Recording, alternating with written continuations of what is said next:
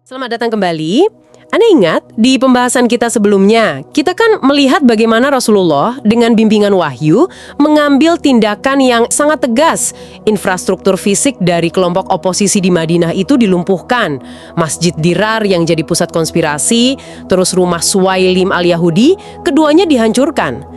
Ini bukan cuma soal menghancurkan bangunan ya, tapi ini pembongkaran simbol-simbol pembangkangan. Tapi pertanyaannya, apakah itu cukup buat menghentikan mereka? Ternyata nggak juga. Menghancurkan markas fisik itu nggak serta-merta menghancurkan jaringannya kan. Faksi elit ini masih punya kartu truf lain, sebuah manuver di level politik yang jauh lebih tinggi. Tapi sebelum kita sampai ke sana, kita perlu mundur dulu, kembali ke pusat gravitasi peristiwanya, yaitu kota Madinah. Karena di sana terjadi satu peristiwa besar yang menarik banget. Sebuah misi kenabian yang seolah-olah ditunjuk, dijalankan, tahu-tahu dikoreksi secara dramatis di tengah jalan. Oke, mari kita bedah ini. Jadi latarnya itu musim haji tahun ke-9 Hijriah. Coba Anda bayangkan suasananya. Ini momen yang sangat penting secara geopolitik. Untuk pertama kalinya, kaum muslimin akan haji di Mekah di bawah kendali penuh mereka. Kabilah-kabilah dari seluruh jazirah Arab bakal datang mengamati kekuatan baru ini. Pesan apa yang mau disampaikan Madinah? Ini pertaruhannya. Tapi yang menarik, Nabi Muhammad SAW sendiri tidak berangkat untuk memimpin haji tahun itu. Sebaliknya, menurut catatan di kitab Sunan An-Nasai, beliau menunjuk Abu Bakar sebagai Amir al-Hajj, ya semacam pemimpin rombongan haji dari Madinah gitu. Tugasnya pun sangat spesifik, bukan sekedar memimpin ritual. Abu Bakar diperintahkan untuk membacakan 10 ayat pertama dari surah At-Taubah yang juga dikenal sebagai surah Bara'ah. Dan ini dibacakan di hadapan seluruh kabilah Arab yang kumpul di Mekah. Ini bukan sekedar baca ayat, ini proklamasi. Nah, penting banget untuk kita pahami bobot dari proklamasi ini. Dalam tradisi politik Arab waktu itu, pembacaan maklumat kedaulatan seperti ini, apalagi di momen sepenting musim haji, itu simbol yang kuat sekali. Ini cara untuk menegaskan bahwa si pembawa pesan adalah representasi sah dari otoritas tertinggi. Jadi orang yang membacakan ini secara de facto diakui sebagai perpanjangan tangan dari pemimpin utama. Jadi ini penegasan kedaulatan di panggung internasionalnya mereka saat itu ya? Tepat, ini deklarasi bahwa era lama sudah berakhir dan era baru di bawah kepemimpinan Nabi di Madinah telah dimulai. Jadi ini tugas dengan bobot politik yang sangat-sangat berat. Oke, jadi bisa kita bayangkan rombongan pun berangkat dari Madinah ke Mekah. Misi berjalan sesuai rencana. Tapi disinilah ceritanya jadi sangat menarik dan penuh teka-teki. Sebagaimana yang dicatat di kitab sejarah besar seperti Al-Bidayah wa An-Nihayah, di tengah perjalanan di sebuah lokasi bernama Al-Juffah. Itu pos perhentian penting ya? Betul. Di sana terjadi sesuatu yang sangat tidak terduga. Rombongan yang dipimpin Abu Bakar ini tiba-tiba dicegat, bukan sama musuh, tapi oleh utusan dari Madinah. Yang datang itu Ali bin Abi Thalib, yang menyusul dengan cepat atas perintah langsung dari Nabi. Tanpa banyak diskusi, Ali mengambil alih dokumen berisi ayat-ayat suci itu dari tangan Abu Bakar. Perintahnya jelas, Ali yang akan lanjut ke Mekah untuk menunaikan tugas proklamasi, sementara Abu Bakar diperintahkan balik ke Madinah. Misinya, ia secara efektif dibatalkan di tengah jalan dan dialihkan ke orang lain. Jadi apa artinya semua ini? Ini pertanyaan sentral yang perlu Anda renungkan loh. Ini kan bukan sekedar ganti jadwal atau bagi-bagi tugas. Ini intervensi publik terhadap pejabat tinggi yang lagi menjalankan misi. Kenapa seseorang yang sudah ditunjuk resmi, sudah jalan, tiba-tiba diganti di tengah jalan? Nah, sumber yang Anda berikan menyajikan setidaknya 3 lapisan kemungkinan interpretasi atas peristiwa dramatis ini. Betul. Dan untuk memahaminya, kita harus kupas lapis demi lapis ya. Kemungkinan pertama, dan ini yang paling langsung, melihat peristiwa ini sebagai manuver politik. Manuver yang sangat disengaja dan cerdas oleh Nabi SAW. Disengaja tujuannya apa? Tujuannya untuk menciptakan sebuah bukti sejarah yang kasat mata. Sebuah preseden yang tidak bisa dibantah oleh siapapun di masa depan. Coba bayangkan dampaknya. Dengan menunjuk Abu Bakar dulu, seorang figur senior, lalu menggantinya dengan Ali secara publik, Nabi seolah-olah sedang mengukir pesan permanen untuk menunjukkan siapa figur yang paling layak, paling berhak memikul urusan umat sepeninggal beliau. Sebentar, jadi dalam skenario ini penunjukan awal Abu Bakar itu semacam panggung yang sengaja disiapkan begitu, agar tindakan penggantiannya jadi lebih signifikan. Tepat sekali. Ini pengajaran melalui tindakan, bukan sekedar lisan. Kalau Nabi langsung nunjuk Ali dari awal, orang bisa aja bilang, oh itu karena Ali masih muda dan energik, atau alasan lain. Tapi dengan membatalkan mandat seorang figur senior dan memberikannya kepada Ali, pesannya jadi jauh lebih kuat. Pesannya jadi apa? Pesannya adalah, dalam urusan sepenting ini, kriterianya bukan senioritas, tapi kualifikasi lain yang hanya dimiliki oleh Ali. Ini cara menetapkan hierarki otoritas secara visual. Saya ngerti logikanya. Sebuah statement politik yang kuat untuk masa depan.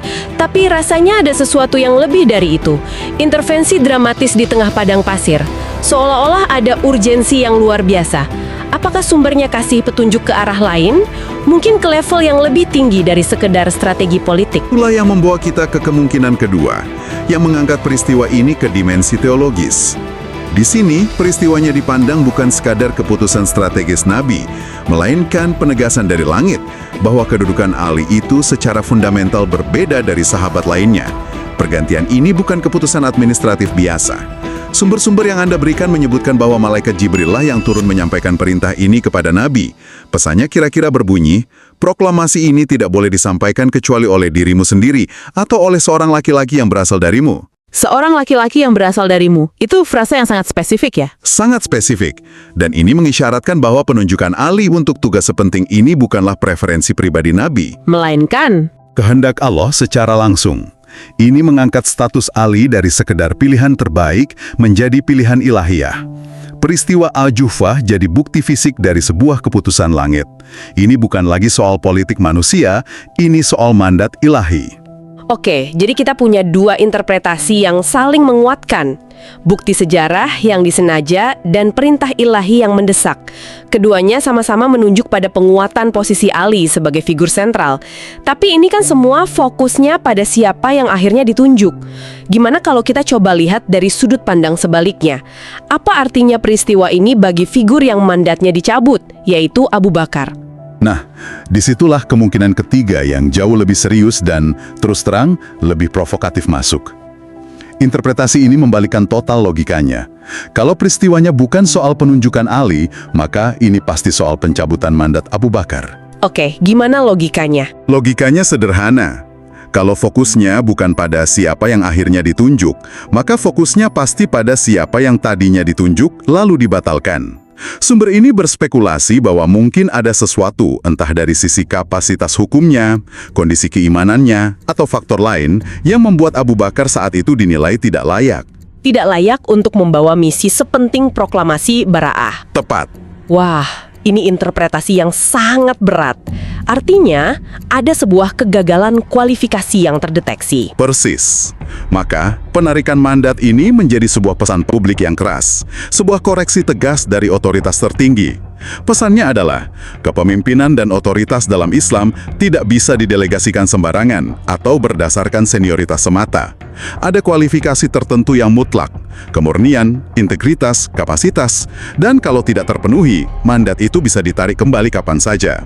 Bahkan di tengah jalan, di depan umum. Ada satu detail dari peristiwa Al-Jufah ini yang menurut saya benar-benar patut kita renungkan lebih dalam. Detail yang paling manusiawi dan mungkin paling mengungkap banyak hal, yaitu momen psikologis yang dialami Abu Bakar. Menurut riwayat di Musnad Imam Ahmad, saat mandatnya dicabut di Al-Jufah, ia tidak sekedar patuh dan kembali. Ia kembali ke Madinah dalam keadaan yang digambarkan gelisah. Setibanya di Madinah, dia langsung menemui Nabi Shallallahu Alaihi Wasallam dan mengajukan satu pertanyaan kunci. Sebuah pertanyaan yang sangat signifikan. Dia bertanya, apakah ada wahyu yang turun tentang diriku? Coba deh Anda resapi pertanyaan ini sejenak. Kita perlu ingat konteksnya kan? Pertanyaan ini diajukan pasca Perang Tabuk. Di saat puluhan ayat Quran baru saja turun bertubi-tubi membongkar satu persatu konspirasi dan kemunafikan di Madinah. Suasananya lagi tegang, berkas-berkas hitam lagi dibuka oleh wahyu. Itu bukan pertanyaan biasa loh. Logikanya, kalau seseorang yakin 100% dirinya bersih, patuh, nggak terlibat masalah apapun, reaksi normalnya terhadap perintah pimpinan mungkin ya menerima, atau mungkin bertanya, kenapa ada perubahan rencana? Tapi pertanyaan apakah ada wahyu tentang diriku punya nuansa yang sangat sekali berbeda. Pertanyaan itu seolah-olah menunjukkan sebuah kekhawatiran, sebuah ketakutan internal bahwa ada sesuatu tentang dirinya yang mungkin sudah diungkapkan oleh langit melalui wahyu. Jadi pertanyaannya bukan lahir dari rasa ingin tahu, tapi dari sebuah kecemasan, sebuah kekhawatiran jangan-jangan namanya ikut terseret dalam pembersihan yang sedang dilakukan wahyu saat itu. Tepat sekali. Itu menunjukkan adanya kemungkinan kesadaran diri bahwa ada sesuatu yang tidak beres, yang membuatnya khawatir kalau hal itu terbongkar. Dan jawaban Nabi SAW atas pertanyaan itu pun sangat menarik dan sejalan dengan interpretasi teologis tadi. Beliau dilaporkan menjawab bahwa Jibril datang dan menyampaikan, tidak ada yang boleh menyampaikannya darimu, kecuali dirimu sendiri atau seorang lelaki darimu yang oleh banyak kalangan ditafsirkan sebagai dari keluargamu. Karena itulah Nabi memanggil Ali dan menyerahkan mandat tersebut. Jadi ini bukan sekedar pergantian tugas ya? Bukan. Ini mengubah peristiwa Al-Juffah menjadi sebuah momen pemurnian jalur otoritas menjelang fase-fase akhir kehidupan Nabi SAW. Ini penegasan bahwa pembawa pesan Tuhan haruslah orang yang paling murni dan paling dekat dengan sumber pesan itu sendiri. Tentu saja, seiring berjalannya waktu, ada yang mencoba menyederhanakan peristiwa kompleks ini. Saya pernah dengar argumen bahwa Ali dipilih bukan karena keutamaan spiritual atau kapasitasnya, tapi murni karena alasan tradisi. Karena hubungan kekerabatan. Logikanya, karena Ali dari Bani yang sama dengan Nabi, yaitu Bani Hashim, maka secara tradisi Arab, ya dialah yang paling pantas. Argumen kekerabatan itu memang sering muncul sebagai upaya rasionalisasi. Namun kalau kita bedah lebih dalam pakai logika Al-Quran itu sendiri, argumen ini justru terasa sangat rapuh. Bahkan berbahaya. Berbahaya? Kenapa? Karena argumen ini secara tidak langsung mereduksi misi kenabian yang agung menjadi sebatas ikatan darah dan kesukuan. Seolah-olah risalah Islam ini urusan klan atau dinasti, bukan lagi soal kapasitas, integritas, dan kesucian spiritual. Ini merendahkan misi universal Islam menjadi sekedar tradisi lokal. Persis. Padahal Al-Quran secara konsisten dari awal sampai akhir menghancurkan logika kesukuan ini. Hubungan darah sama sekali tidak menjamin kedudukan seseorang di sisi Allah. Contoh paling jelas ya paman Nabi sendiri Abu Lahab.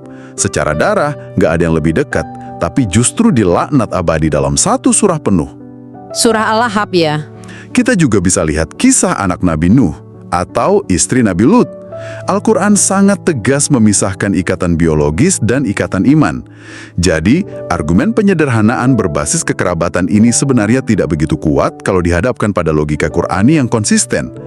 Pemilihan Ali pastilah didasarkan pada sesuatu yang lebih fundamental. Jadi pada akhirnya setelah semua drama di Al-Juffah utuh, Ali bin Abi Thalib lah yang berdiri di hadapan seluruh kabilah Arab di Mekah. Ia membacakan maklumat bara'ah, proklamasi pemutusan hubungan dengan kaum musyrikin. Sebuah penegasan final atas kapasitas hukumnya sebagai representasi sah dari Nabi SAW di hadapan seluruh dunia Arab saat itu. Peristiwa Al-Juffah jadi penanda yang tak terhapuskan. Betul. Peristiwa itu jadi semacam stempel legitimasi, namun ini justru memunculkan sebuah pertanyaan penting yang jadi jembatan ke babak selanjutnya. Coba Anda bayangkan dari sudut pandang faksi elit di Madinah. Apakah faksi yang merasa otoritas salah satu figur utamanya dicabut secara publik dan dramatis di Al-Juffah itu akan diam dan menyerah begitu saja? Tentu tidak. Mereka baru saja melihat demonstrasi kekuatan yang menunjukkan siapa yang sesungguhnya dipercaya oleh Nabi. Tentu. Pencabutan mandat di Al-Juffah bisa jadi adalah pemicu yang membuat mereka merasa harus bergerak lebih cepat dan lebih terbuka. Mereka tidak bisa lagi bermain di belakang layar. Betul sekali. Di pembahasan kita selanjutnya, kita akan melihat bagaimana penentangan ini naik level berikutnya. Tidak lagi bisik-bisik atau konspirasi tersembunyi, tapi dilakukan secara terbuka, di depan umum, bahkan di tengah-tengah ritual sakral ibadah haji. Sebuah sabotase terhadap instruksi Nabi yang menjadi sinyal kesiapan mereka untuk melakukan pembangkangan total. Kita akan bedah semuanya di episode 10, Haji Wada Penentangan Terbuka. Karena sejarah seringkali tersembunyi bukan dalam jawaban, melainkan dalam pertanyaan yang jarang kita ajukan.